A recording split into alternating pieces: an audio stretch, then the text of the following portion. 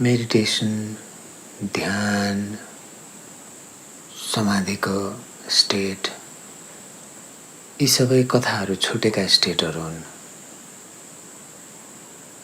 जस्ता जस्ता कथाहरू मनले समाउँदै ल्यायो, आफ्नो भन्दै ल्यायो र जसको दुःखमा दुःख मान्यो, जसको सुखमा अलिकति भए पनि सुख मान्यो, ती सम्पूर्ण कथाहरू छुट्ने अवस्था, छुट्ने घटना, छुट्ने अनुभव, यसका धेरै नामहरूमध्ये यी ध्यान, मेडिटेसन, निर्वाण यी यावत। जब मानिस जन्मे पछाडि परिवारबाट बाहिर निस्किन थाल्छ, त्यस पछाडि उसको पर्सनल इगोको डेभलप हुन थाल्छ। जसै बच्चा परिवारबाट निस्केर स्कुल जान थाल्छ अथवा समाजमा अरूसँग घुलमिल बढाउन थाल्छ, त्यहाँबाट उसले पर्सनल इगोको अनुभव सुरु गर्छ।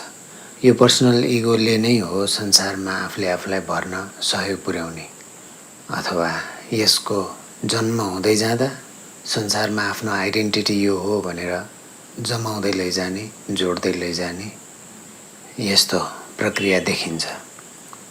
र यो पर्सनल इगो अथवा जसले म भन्छ, जसले आफूलाई भर्छ, यही नै प्राइम कज हो कोही पनि क्यारेक्टर, प्रत्येक मानिसमा आउने कुनै पनि क्यारेक्टरको सुख कुनै र दुःख। यस्तै जसले म भन्यो, जसले आफूले आफूलाई भर्यो, राम्राका लागि होस् नराम्राका लागि होस्, जसले परिवारमा भएका सदस्यलाई आफ्नो मान्यो र उसले उनीहरूले भनेको सबै कुरालाई पत्यायो, विश्वास गर्यो र एउटा बन्ड क्रिएट गर्यो र त्यो बन्डभन्दा बाहिर फरेन जस्तो देखिन थाल्थ्यो। त्योभन्दा बाहिर मेरो परिवार यो, मेरो घर यो, यसरी डिफरेन्स देखिन थाल्थ्यो। त्यही डिफरेन्स जिन्दगीभरि कायम रहन्छ। यो देखिन थालिन्छ कि 4-5 वर्षको उमेरमा सुरु भएको चेतना पाक्दैन। 4-5 वर्षकै उमेरको चेतनाले जिन्दगीभरि कथाहरू थुपार्दै लैजान्छ। अधिकांश मानिसहरू त्यसैले हुर्केका बच्चाहरू जस्तो देखिन्छन्। बोलीचाली, व्यवहार, आनीबानी यो सबैलाई निहाल्ने हो भने। र यस्तै यस्तै मानिसहरूद्वारा यो संसार सञ्चालित छ। कथा छोड्नु अथवा कथा छुट्नुको अर्थ यो पनि हो कि यही कथा जुन पर्सनल इगोले सेल्फमा जोडेर लिएर आउँछ र त्यसका रिजल्ट स्वरूप विभाजन देख्छ, म देख्छ, तँ देख्छ, हामी देख्छ, उनीहरू देख्छ, हाम्रो देख्छ, अरूको देख्छ र यो कोरमा मनले जहिले पनि आफ्नो र आफूलाई राम्रो नै बनाउँछ। यसरी आफूलाई राम्ररी भर्न खोज्दा खोज्दा नराम्रो अथवा हुनसक्ने नराम्रोको पोसिबिलिटिजहरू यो सबैको नेगेसनले गर्दा मानिसको विक्षिप्त मनको अवस्था यसरी आजको संसारमा छ।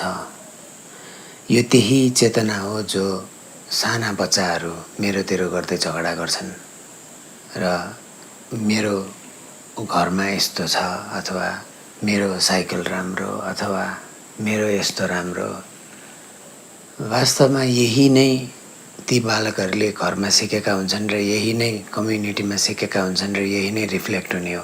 त्यसले के देखाउँदै जान्छ भने कम्युनिटीका सबै परिवारमा यही हुर्केका बच्चाहरूको बास छ र हुर्केका बच्चाहरूबाट बच्चाले बच्चापना नै सिक्छ।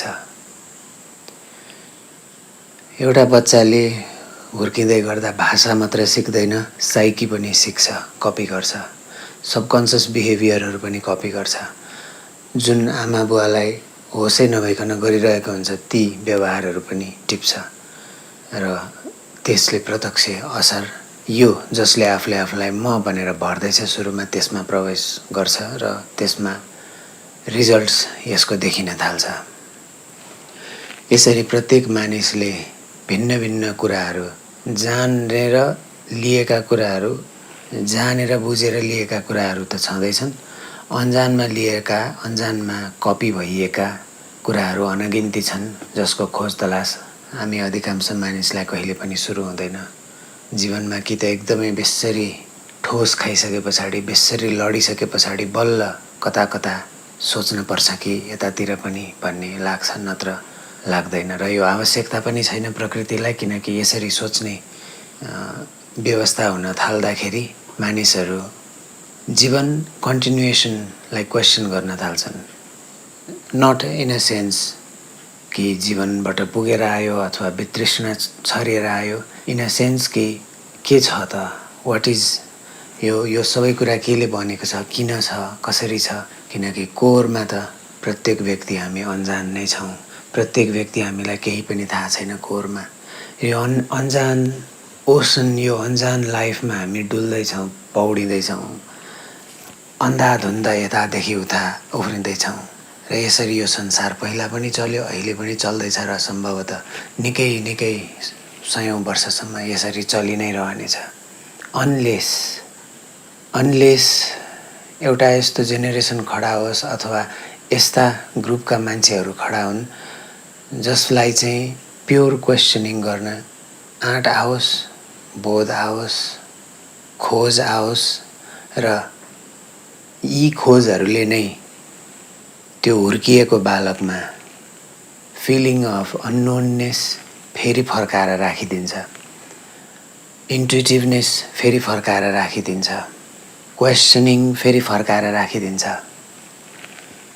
र त्यसैले नै मानिसलाई वैरागको बाटो लैजान्छ अथवा एक्जिस्टेन्सियल क्वेसनिङ, एक्जिस्टेन्सियल डिससेटिस्फ्याक्सनको बाटोतर्फ लैजान्छ। र एक्जिस्टेन्सियल डिससेटिस्फ्याक्सन नै एक्जिस्टेन्सियल सेटिस्फ्याक्सन हो। यो प्रत्येक हुर्केका बच्चाका सम्पूर्ण कथा छुटेर ऊ फेरि बालक स्वरूप भए पछाडि, ऊ फेरि नयाँ भए पछाडि, ऊ फेरि प्रत्येक दिन जन्मिएको छ भनेर देख्ने भए पछाडि उसमा खुल्छ, उसमा बोध हुन्छ कि एक्जिस्टेन्सियल नथिङनेस नै एक्जिस्टेन्सियल एभ्रिथिङनेस पनि रहेछ भनेर। किनकि प्रत्येक पल मानिसलाई नयाँ सुरुवात गर्ने मौका छ। इच मोमेन्ट, प्रत्येक दिन, प्रत्येक अहिले र प्रत्येक यहाँ केही गर्न सक्ने मौका छ र सबैजनालाई छ। कोही छुटेका छैनन् यसबाट, सबैलाई बराबर छ। यी कथाहरू छुट्दाखेरि यो प्राइमोर्डियल म जसले आफूले आफूलाई भर्छ त्यो छुट्दाखेरि त्यो छुटेको कुरा घटना स्वरूप देखिन्छ। त्यो छुटेको कुरा आफूले जे कुरालाई यथार्थ मानेको छ, जे कुरालाई परम सत्य मानेको छ, त्यो सम्पूर्ण कुरा छुट्दाखेरि सम्पूर्णता आफूबाट गुमेको महसुस हुन्छ। यही गुमेको महसुस गर्नलाई लाग्ने डर गौण रूपमा मृत्युको डर नै हो। किनकि फेरि मेडिटेसनको स्टेटमा पनि छुट्ने सबै आइडेन्टिटी नै हुन्, सबै कथाहरू छुट्ने नै हुन्। मात्र फरक यो कि मेडिटेसनमा साधनाबाट बिस्तारै बिस्तारै प्र्याक्टिस गर्दै कथा छोड्ने व्यवस्थालाई प्र्याक्टिस गर्दै गर्दै अनि प्रवेश गर्दा डर लाग्दैन। बिस्तारै बिस्तारै कसैले साइकल चलाउन सिकाए जस्तो र बिस्तारै छोडिदिएर आफैले ह्यान्डल चलाए जस्तो हो। तर मृत्युमा खोसिन्छ, मृत्युमा पूर्ण रूपले खोसिन्छ यी सबै कुराहरू, सबै कथाहरू। र यो सबैजना मानिसलाई गौण रूपमा ख्याल छ, किनकि प्रत्येक दिन मानिसले छोड्दै नै आएको छ। चाहेर पनि समाउन सक्दैन कथाहरू, चाहेर पनि समाउन सक्दैन दुःखहरू, सुखहरू। हुन त वास्तवमा मनले दुःख होस् कि सुख होस् दुइटैलाई समाउन खोज्छ। दुःख छ भने दुःखैलाई समाएर आफ्नो जीवनलाई जस्टिफाई गर्न खोज्छ र सुख छ भने सुखैलाई समाएर आफ्नो जीवनलाई जस्टिफाई गर्न खोज्छ। र सुख समाउँदा त झन्, सुखको आश गर्दा त झन् त्यो आशमै दुःखको रूप बिउ जोडिएर आउँछ। र यही दुःख, यही सुख, यही सफरिङ, यही सम्पूर्ण चिज भनेको, यही मेरो सबै भनेको कुरा छुट्ने अवस्थाको नाम समाधि हो। जहाँ समाधान भयो, प्राइमोर्डियल सबैभन्दा प्रथम अथवा सबैभन्दा महत्त्वपूर्ण प्रश्नको समाधान भयो। कि म को हुँ त, यो के छ, कसरी चलिरहेको छ। म जसरी मलाई चिन्दिनँ त्यसै गरी कसैले पनि कसैलाई नचिन्ने संसारमा मानिसहरूको भिड एक आपसमा ठोक्किँदै हिँड्दैछन्। के बनाए जस्तो गर्छन्, के बने जस्तो गर्छन् र यो सोचलाई मान्छ। र मैले मलाई म छु भन्नको लागि तिम्रो उपस्थितिलाई जनाउनुपर्छ माया। तिम्रो उपस्थिति बिना मैले मेरो उपस्थितिलाई छ भनेर प्रमाणित गर्न सक्दिनँ। र यसै गरी हाम्रा सम्पूर्ण सुखहरूको उपस्थितिको लागि दुःखहरूको पनि उपस्थिति स्वीकार्नु जरुरी छ, किनकि तिनीहरूको पृष्ठभूमिमा नै सुख साइन भएर आउने हो, देखिए जस्तो हुने हो। र यो कालो पाटीमा सेतो चकले लेखे जस्तै हो, अथवा सेतो कागजमा अरू कुनै मसीले लेखे जस्तै हो। यो कन्ट्रास्ट कलरमा मात्र छैन, यो कन्ट्रास्ट प्रत्येक जीवनमा छ, चाहे त्यो मानिसको होस्, चाहे त्यो जनावरको होस्, कुनै पनि जीवन होस्, कुनै पनि चेतन होस्, यो कन्ट्रास्ट सबैतिर छ। यो एक्जिस्टेन्सको, यो ब्रह्माण्डको कोर सिम्बलिजम नै एकअर्काको कन्ट्रास्टमा एक्जिस्ट हुनेछ। त्यसैले दिन रातको कन्ट्रास्टमा एक्जिस्ट गर्छ। राम्रा मानिसका व्यवस्थाहरूमा राम्रा भनिएकाहरू मानिसकै व्यवस्थामा नराम्रा भनिएकाहरूको कन्ट्रास्टमा साइन गर्छ, जोगिएर रहन्छ। र यी कुराहरू राम्रा नराम्रा, सत्य असत्यहरू त समय सापेक्ष हुने भए, मानिस सापेक्ष हुने भए, को मानिसले कस्तो कथा देख्यो, कस्तो घटना देख्यो, कस्तो इन्टरप्रेट गर्यो, त्यसको आधारमा फरक पर्ने भयो। युनिभर्सल यो छँदै छैन। र युनिभर्सल के छ? यही छ कि जसले यो डुएट, यो डुअलिटीलाई देख्छ कि एकको खिचातानीमा अर्कोको उपस्थिति छ। र यो डुअलिटी जसै पर्सनल इगो बन्न थाल्छ र एक हिसाबले जीवनको व्यवस्था सुरु हुन थाल्छ, ब्याक यसलाई फलो गर्दै जाने हो भने, अथवा मेडिटेसनमा कुनै प्रयोगमा ब्याक हुँदै जाने हो भने यस्तो पोइन्टमा पुगिन्छ जहाँ जसलाई आफूले समाएको छ, जसलाई आफूले देखेको छ, जसले आफूलाई म भनेर भर्छ, र यो भर्ने तत्त्व जहाँदेखि सुरु भयो त्यो अवस्थासम्म पुग्न सम्भव छ। र त्यहाँबाट यो पर्सनल इगो रिजल्भ अथवा इन्टिग्रेट अथवा फ्लावर्ड, यसलाई जे नाम दिए पनि हुन्छ, यसले अब देख्छ कि संसार यसरी चल्दो रहेछ। अझै पनि किन यसको ज्ञान, यसको बोध ठिक अवस्थामा हुन सक्दैन, किनकि यो एन्टायरली सब्जेक्टिभ छ। जस्तो कथा बनाइदिए पनि हुन्छ यस अवस्थामा। त योभन्दा अगाडि यति देख्न सम्भव छ कि यो डुअलिटीले, यो संसारले, यो सृष्टिले कोरमा फङ्सन कसरी गरिरहेको छ यो देख्न सम्भव हुन्छ। र फेरि पनि यहाँसम्म नदेखिकन पनि जीवन चल्छ, सकिन्छ, केही फरक पर्दैन। यो नदेखे पनि केही फरक पर्दैन, किनकि प्रत्येक मानिसको भ्याल्यू, आइडियोलोजी कस्तो छ, उसले आफ्नो व्यक्तिगत जीवन कसरी निर्वाह गर्यो, कसरी बाँच्यो, उसले आनन्दमा बाँच्यो कि उसले दुःखमा बाँच्यो कि उसले कम्प्लेनमा बाँच्यो कि उसले सेटिस्फ्याक्सनमा बाँच्यो कि उसले सरेन्डरिङमा बाँच्यो कि धन्यभावमा बाँच्यो कि क्रोध भावमा बाँच्यो कि पर्सनल प्रिफरेन्सेस हो, पर्सनल कुरा हो। यति देख्न सकिन्छ कि यस्ता अवस्थाहरू पनि रहेछन्। यो देखिसके पछाडि सबैलाई यही लाग्छ कि मेरो मात्र अवस्था यस्तो होइन रहेछ, कि सारा सृष्टिमा नै यो अवस्था रहेछ, त्यसकारण ममा पनि रहेछ। जसरी मैले मलाई डिफाइन गर्नको लागि यो सृष्टिलाई डिफाइन गर्नुपर्छ र यो सृष्टिलाई डिफाइन गर्दा गर्दै मैले मलाई डिफाइन गर्दा यो देखिन्छ कि सृष्टिमै म छु, ममै सृष्टि छ, र यो कनेक्सन पनि देखिन्छ। यति हो। यति हुँदैमा शरीर अमर हुने होइन, मात्र मृत्यु बोध भयो, मात्र छुट्ने घटना छुटे, छुट्न पर्ने कुरा छुटे, छुट्न पर्ने कथा छुट्यो। र यही छुट्न पर्ने कथा छुटाउनको लागि जीवनको अट्र्याक्सन, संसारिकताको अट्र्याक्सन, एकुमुलेसनको अट्र्याक्सन, यो सबैका कारणले गर्दाखेरि जीवन लामो बाँचोस् जस्तो लाग्छ, लामो तन्कियोस् जस्तो लाग्छ। र कतिको तन्किन्छ पनि, कति 100 वर्ष बाँच्छन्, कति 125 वर्ष पनि बाँचेका छन् हिजो आज नै। कुनै जमाना थियो मानिस 500-600 वर्ष बाँच्थे भन्छन्। कुनै जमाना थियो 40 वर्ष पनि बाँच्थे, त्यसपछि मर्थे। कति बाँच्यो, कति मर्यो, कति उमेरमा मर्यो, यो काउन्टेबल कुराको खासै भ्याल्यु छैन।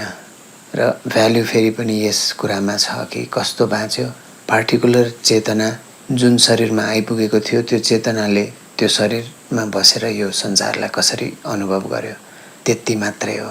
किनकि यो संसारले अपर्च्युनिटी दिएको छ, यो शरीर यहाँ पलाएको छ र यो शरीर सँगसँगै यो चेतना पनि यो संसारमा पलाएको छ। यो अपर्च्युनिटी छ, जसरी पनि बाँच्न सक्छ यो चेतनाले, यो शरीरले आफूलाई भर्नको लागि जसरी पनि बाँच्न सक्छ। चाहे त्यो सामाजिक रूपमा राम्रा मानिएका हुन्, नराम्रा मानिएका हुन्, आफूलाई भर्नको लागि जसरी पनि, आफूलाई बचाउनको लागि जसरी पनि आफ्नो एक्सनलाई लिन सक्छ। यो मानिसको क्यापाबिलिटी, पोसिबिलिटी, भल्नरेबिलिटी यसरी छ। र यही पर्सनल इगो जुन बालककालमा जम्मा हुन्छ र त्यसमै थपिँदै जाने हो कथा। यही पर्सनल इगोको डिभाइस जसरी 10-11 वर्ष हुँदै जाँदाखेरि सेक्सुअल इनर्जीबाट सेक्सुअल डिभाइसेसहरू एक्टिभेट हुन थाल्छन् बडीका, यस्तै 3-4 वर्षको उमेरमा, 2-3 वर्षको उमेरमा पर्सनल इगोको डिभाइस रेडी हुन्छ र फङ्सन काम गर्न थाल्छ, रेकर्ड गर्न थाल्छ। त्यसैले जम्मा गरेको कुराहरू छुट्दाखेरि जीवन हलुका हुने हो। कथा निभ्यो अथवा कथा छुट्यो अथवा बुद्धको भाषामा निर्वाण हुने हो। र यसको अर्थ यो होइन कि कथा छुट्यो त सबै छोडेर जाऊ, एक्लै बस, यसो गर उसो गर। कथा छुटे पछाडि इन्टायरली व्यक्तिको फ्रिडम पहिलोचोटि खुल्छ, फ्री विल पहिलोचोटि खुल्छ। नत्र ऊ कथाहरूले बाँधिएको छ, ऊ फ्री नै छैन। धेरै कथाहरूले गहिरो रूपमा बाँधिएको छ र कथाहरू छुट्दा नै पहिलोचोटि फ्री विलको अनुभव हुन्छ। त्यस पछाडि ऊ जसरी बाँचोस् उसलाई दुःख हुँदैन। त माया तिमी जसरी पनि बाँच, बोधले बाँच कि आज एक दिन सास फेर्ने मौका पाएको छ, आज एक दिन यो देख्ने मौका पाएको छ। यो अनभिज्ञ संसार जुन मनले जान्दछु जस्तो गर्छ, चिन्दछु जस्तो गर्छ र गौडमा अनभिज्ञ छ। यो अनभिज्ञ संसारमा हुनु नै ठुलो अपर्च्युनिटी हो। यहाँ नहुँदो हुन्थ्यो त के हुन्थ्यो, कहाँ हुन्थ्यो, हामीलाई केही थाहा छैन र थाहा हुन सक्ने क्षमता पनि छैन। त्यसैले र फेरि अस्तित्वमा अहिले र यहाँ बाहेक कहीँ पनि हुन सकिँदैन। त्यसैले पनि यस्तो देखिन्छ कि मानिस अहिले र यहाँको बन्दी छ र यही बन्धन नै यो ब्रह्माण्डसँगको बन्धन हो। यही बन्धन नै यो शरीर, तिम्रो आत्मा, यो सृष्टि र यो परमात्माको बन्धन हो। र यो परमात्माको बन्धनसम्म पुग्नको लागि त स्वयंको बन्धन छुट्नु एकदमै जरुरी छ। त्यस पछाडि यो लागेको लगाएको नकाब लगाएर खेलेर हिँडे भयो। अहिलेको संसारमा काम लाग्छ, डकुमेन्ट्स काम लाग्छन्, पासपोर्ट काम लाग्छन्, स्किल्स काम लाग्छन्, आफ्नो कथा आफै बनाउँदै गए हुन्छ। बोधसँगको जीवन सम्बोध अथवा सम्बोधि। आजलाई यति नै।